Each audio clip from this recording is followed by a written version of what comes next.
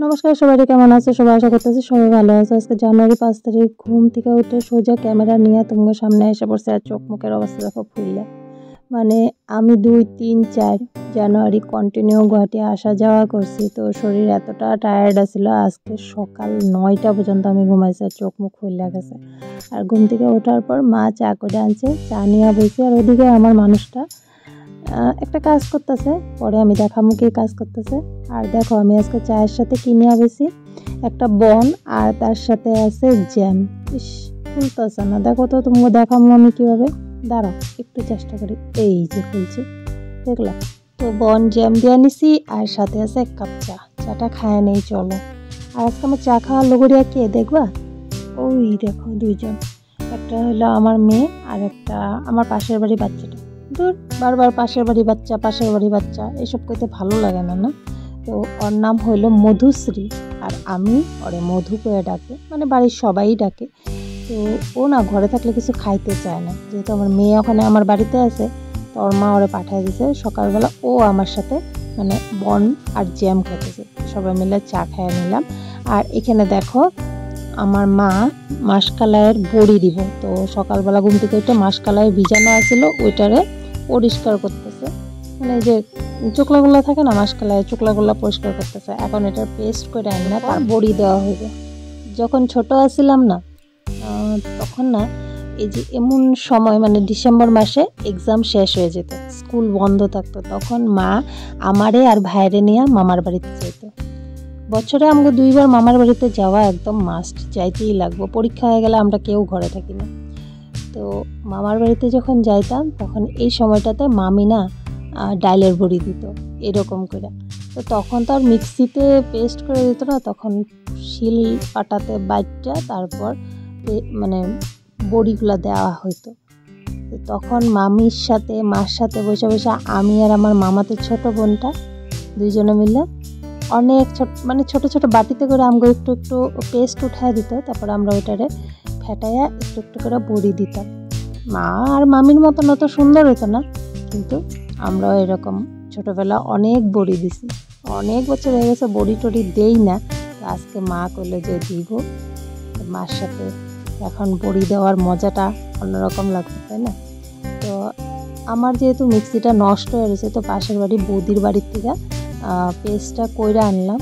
এই দেখো, ডাইলের বড়ি দিতে না প্লেন শিট হলে ভালো হয়, কিন্তু কি করুম, আমার প্লেন শিট আসিল না, একটা টুকরা আসিল, তো ওই টুকরাটাতে একটু সরষের তেল মাখায় রোদে গরম করে নিল। আর স্টিলের থাল যেগুলো আসলে আমরা যে ভাত খাই, ওই থালগুলারে একটু তেল লাগায় গরম করে নিল, যেহেতু আমার কোনো কিছু নাই বড়ি দেওয়ার মতো। এইগুলাতে আমরা বড়িগুলো দিলাম, আর এখন মায়াগুলারে রোদ্রে শুকাইতে দিল।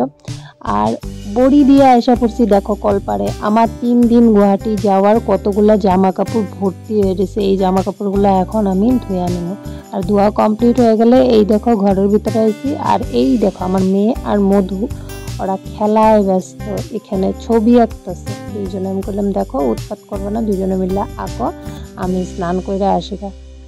তো ওরা খেলায় ব্যস্ত, একটু দেখাইলো তোমাকে কি আঁকছে আমিও পারতাছি না, কিন্তু ওরা দেখাইলো তাই তোমার কাছে শেয়ার করলাম।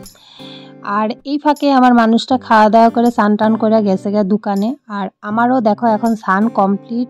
আর এই দিকে কত কাপড় ধুইছি, গুয়াহাটি যাওয়া আসা কাপড় আমাকে 3 জনের সব ধুয়ে দিছি, তার সাথে ঘরেরও বিছানা চাদর মশারি এইসব সব ধুয়ে দিছি আর কি।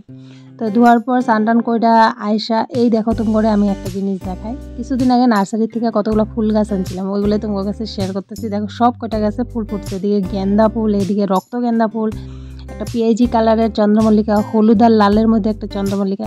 ফুলগুলো এত ভালো লাগতেছে তাই তোমার কাছে শেয়ার করলাম। আর স্নান টান করে এসি, দেখো শ্যাম্পু দেওয়া ভালো করে স্নান করছি। মানে 3 দিনে যে এত মানে ধুলা বালি সব কিছু মিলায় মানে শরীরটা ঠিক লাগতেছিল না। তো ভালো করে স্নান টান করে এসি, এখন মাথাটা আসলে সিঁদুর পরে রান্না করতে যাই, না তো দুপুর হয়ে যাবো গা, আমার মানুষটা খাইতেও এসে পড়বো। তো তাড়াতাড়ি করে রান্না করি চলো। আমি এদিকে এখন রান্নাও বসায় দিছি, এখানে ভাত বসায় দিছি, আর আজকে হইব চিকেন। সকালবেলা আমার মানুষটা করতেছিলাম না, একটা কাজ করতেছিলাম, মানে এই দেশি চিকেনটা পরিষ্কার করতেছিল। আজকে চিকেনটা হওয়ার কারণ হলো 31st দিন জানোই তো রাতের বেলা কোনো পার্টি হয় না, মেয়ে বাইরে খাওয়া দাওয়া করছে, 1 জানুয়ারির দিন ঘরে আমার মানুষটা মাটন নিয়ে এসেছিল। ওগুলো আমরা 3 জনেই খাইছিলাম, যেহেতু আমার মানুষটা মাটন খায় না। তারপর তো 2, 3, 4 তারিখ কন্টিনিউ আমরা গুয়াহাটি আসা যাওয়া করলাম। তো ঘরে তেমন করে চিকেন রান্না করে মানুষটারে দেওয়াই হয়নি। তো আজকে আমি কইলাম যে পাশের বাড়ি একটা কাকির থেকে এই দেশি চিকেনটা কিনে আনছিল, তো ও সকালবেলা পরিষ্কার করে দিয়ে গেছে, ওইটাই রান্না হইব। আর এখানে দেখো কতগুলো স্ট্রবেরি আগের দিন গুয়াহাটি থেকে কিনে আনছিলাম। মেয়েটা তো খাইলই না, পচাইতেছে, ফালাই থেকে দিচ্ছে বাটির মধ্যে। আর দেখো শরীরটা এত খারাপ লাগতেছে, আমি রান্না বসায় এখন একটু শুয়াও রয়েছি, ভালো লাগতেছে না, শুইতেছি উঠা রান্না করতেছি, এইভাবেই করতেছি।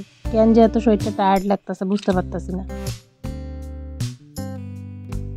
এখানে আমি এখন চিকেনটা রান্না করতে বসাই দিছি, আর এদিকে ভাতও কমপ্লিট। আর তোমরা তো জানোই আমি এখন রান্নাতে অনেক তেল মশলা খুবই কম ব্যবহার করি। এখানে খুবই অল্প পরিমাণে তেল দিয়ে আমি চিকেনটা রান্না করতেছি। আর মশলা বলতে গুঁড়া মশলাটা কিন্তু আমগো ডক্টর পুরোপুরি কম খেতে গেছে, যেহেতু এত বড় একটা ট্রিটমেন্ট হয়ে গেছে আমার মানুষটার। আর সবাই জানে যে ক্যান্সারের পেশেন্টগো মশলা জাতীয় জিনিসটা খুবই কম দিতে লাগে। তবে হ্যাঁ, আদা রসুন পেঁয়াজ কিন্তু কোনোদিনও মশলার মধ্যে পড়ে না, এই জিনিসটা কিন্তু ঠিক পরিমাণেই খাওয়া যায়, এটার লেগা কোনো ডক্টর কিন্তু বারণ করে না। তো আমি আদা রসুন পেঁয়াজটা ঠিকই দিই, কিন্তু গুঁড়া মশলাটা আমরা খুবই কম খাই। আর এদিকে পেঁপে আর আলুটা ভাজা করে রাখছি চিকেনটাতে দেওয়ার লেগা। আর মোটামুটি আমার চিকেন কষানো হয়ে গেছে। দেখো এখন আলু পেঁপেটা দিয়ে জল দিয়ে দিব।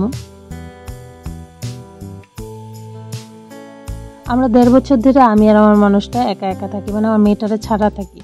আগে কিন্তু চিকেন বা মাটন রান্না করলে কষানো অবস্থায় উঠায়া খাওয়া হতো, কিন্তু যেহেতু ও আমার সাথে থাকে না এখন, না ওই সব জিনিসগুলো ভালো লাগে না, রান্না করে একবারেই খাই। তবে আজকে ও যখন বাড়িতে, তখন কইলো মা একটুখানি কষানো মাংস উঠাইবা। আমি কই ঠিক আছে উঠাই। দুইজনে মিললে নিয়ে বসে পড়ছি খাইতে, মানে ও একা খাইবো না, আমারও হইতেছে ওর সাথে খাইতে, তার লিগে কিন্তু বইছি। মানুষের জীবনটা কি না, কোনো সময় ফুলের মতন কোমল থাকে, কোনো সময় শক্ত হয়ে যায় পাথরের মতন। আমার জীবনটা এরকম হয়ে গেছে। আমি এমন একটা মেয়ে ছিলাম, ছোটো ছোটো ব্যথা পাইলে বা কেউ কিছু বড় করে কথা কয়ে দিলে, আমার রাগ উঠলে, আমার এরকম আসলে সাথে সাথে আমার বাবারে ফোন করে সব কিছু জানাই দিতাম, আর কানতাম, খুব কানতাম, মানে এরকম আসলাম। আর আজকে পরিস্থিতি আমার এমন কঠিন বানাইছে, পাথরের থেকেও কঠিন বানাই দিয়েছে। মেয়েরে ছেড়ে থাকি, চোখের জল শুকায় গেছে, মানে মানুষটার লেগে কান্না করতে করতে করতে করতে এখন আর কোনো কথা আমার কান্নাই পায় না, আর কোনো জিনিসের লেগে আমার এখন দুঃখই হয় না। কেন জানি না, আমি সত্যিই কি পাষাণ হয়ে গেছি না আমার চোখের জল শুকিয়ে গেছে। মেয়েটারা দূরে রেখে দিয়েছি, এখন একটা স্যাটিসফ্যাকশন আছে যে আমি যতটুকু ভালো করে রাখতাম, মা এখন তার থেকে বেশি ভালো করে রাখে। আমি তো কোনো কিছু দুষ্টামি করলে বকা দিতাম, মা এখন বকা দেয় না, মা এখন ওরে বুঝায়া শোনায়া কথাটা ওরে মানায় না। ওই জায়গায় আমি স্যাটিসফ্যাকশন আছে আমার। কিন্তু আমি যে এতটা পাষাণ হয়ে গেছি ওইটাই ভাবি, কান্না পাই না আমার, জানো আমি আস্তে আস্তে যে কান্না জিনিসটাই ভুলে গেছে, আমার চোখের জল আস্তে আস্তে সব শুকায় গেছে। জানি না কেন এরকমটা করলো ভগবান আমার সাথে। আজকে বাবাও নেই, আজকে আবদারের জায়গাও নেই, এটাই হলো আমার জীবনের ওখানে মূল সত্য কথা। এই দেখো আমরা মা মেয়ে মিললে দুজনে বাটি খালি করে ফেলালাম। আমি জিজ্ঞাসা করলাম মেয়েটারে যে কেমন হয়েছে, ও কইতেছে খুব নাকি ভালো হয়েছে। জানি না কত ভালো হয়েছে কি হয়েছে, নিজে রান্না করে খাইছি। আর এদিকে আমি ঘরে আইসা দেখি মারও পূজা দেওয়া কমপ্লিট। যেন কিছুদিন ধরে মা আমার কাছে আসাতে আমার পূজা দেওয়ার থেকে ছুটি হয়ে গেছে। মানে মা কিছু করুক না করুক, সকালবেলা উঠা ঘর মোছা, পূজা দেওয়া, চা করা, সবজি কাটটা দেওয়া, এইসব কাজগুলো মাই করে ফেলে। এদিকে আমার পূজাও কমপ্লিট করে দিল, আর আমার রান্নাও কমপ্লিট হয়ে গেছে। ভাতটাও রান্না করছি, ওটা আগে দেখাইলাম। এদিকে চিকেনটাও পুরোপুরি রেডি। তো আজকের আর রান্নাতে অন্য কিছু করি নাই, শুধু চিকেন আর ভাত, এটাই হলো আজকের রান্না। দুপুরবেলা এই দিয়ে খাওয়া দাওয়া হইব।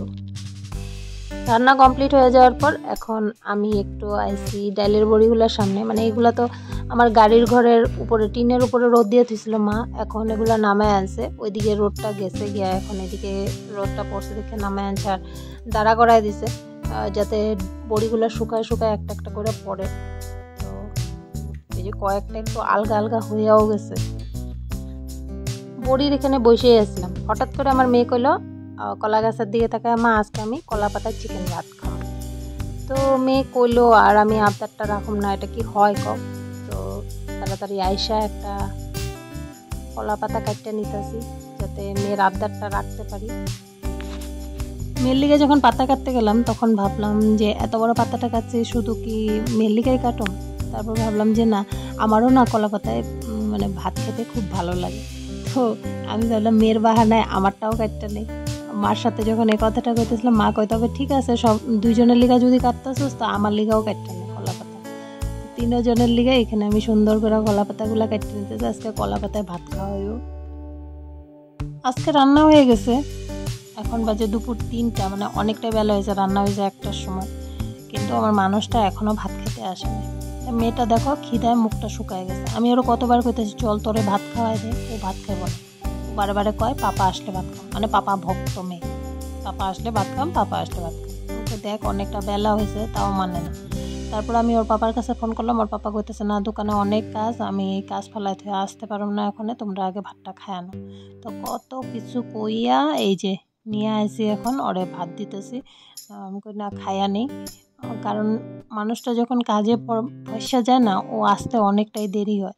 তো খিদা পেটে থেকে তো লাভ নাই, ও যখন কইসে খায় ফেলো। তো আমরা 3জনে এখানে ভাত নিয়ে বসি, তো চলো আমরা খায় নিই। আমগো খাওয়া হয়ে যাওয়ার পর আমার মানুষটাও আয়সা পড়ছিল দোকান থেকে। তো ওর খাওয়াটা আমি আগেই বাইরে রাখছি, আমগো খাওয়াটা বাড়ার আগেই ওর খাওয়াটা কিন্তু আমি বাইরে ঢাকা দিয়ে রেখে দিয়েছিলাম। ওই খাওয়াটা ওরে এখন দিয়ে দিছি। আর আমি খাওয়া দাওয়া করার পর আমার শরীর মানে করলাম না, সারাদিন আমার টায়ার্ডের মধ্যেই গেছে, কোনো রকমের রান্না বাড়া করে খাইছি। তো মা কইতেছে থাক আর কষ্ট করতে লাগবো না, তুই উঠ, আমি বাসন ধুই গেতে। আমরা যে খাওয়া দাওয়া করছি, যেহেতু কলা পাতায় খাওয়া দাওয়া করছি, তো বাসন টাসন তো তেমন কিছু আসছিল না, তবে রান্না যে করছি ওই বাসনগুলো অনেকগুলো আসছিল। তো মা নিয়ে গেছে ধুইতে, আর এদিকে আমার মানুষটা খাইতেছে। আমার মা এমন একটা মানুষ 5 মিনিটও ঘরে বসা থাকে না, নিজের ঘরেও না। আজকে যে আমার বাড়িতে বেড়াইতে এসে যে একটু আরাম করি, মেয়ের বাড়িতে এসে না, ওই কোনো ধান্দাই নেই। আমি খাওয়া দাওয়া করে একটু ঘরে গেছিলাম, এর মধ্যে দেখি মা আবার গাছের গুঁড়া একটু খোঁচাখাচি করতে এসে পড়ছে, মানে ঘাস জঙ্গল যা হয়ে গেছে পরিষ্কার করতে এসে পড়ছে। আমি মা একা একা করবো, ডাকতেছি যায় না। তো ভাবলাম যে মার সাথে সাথে আমিও গাছগুলাতে জল দিয়া দিই। মা এদিকে গাছের গুঁড়াটা একটু নরম করে দিতেছে। ফুল গাছ, লাউ গাছ, আরও যা যা গাছ আছে আমার বাড়িতে সব একটু পরিষ্কার করে নরম করে দিতেছে। আর আমি গাছের গুঁড়াতে জল দিতে, যেহেতু এখন টানের দিন, শীতের দিন, বৃষ্টি নাই, জল না দিলে তো গাছগুলো তো একদম শুকায় যায়। একটু জল দিয়া দিতেছি গাছের গুঁড়ায়।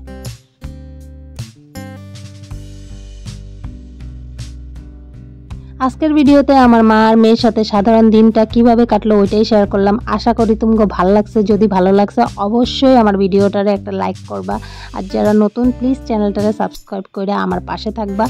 দেখা হবে নতুন একটা ভিডিও নিয়ে। ততক্ষণ পর্যন্ত তোমরা সবাই ভালো থাকবা, সুস্থ থাকবা। টাটা।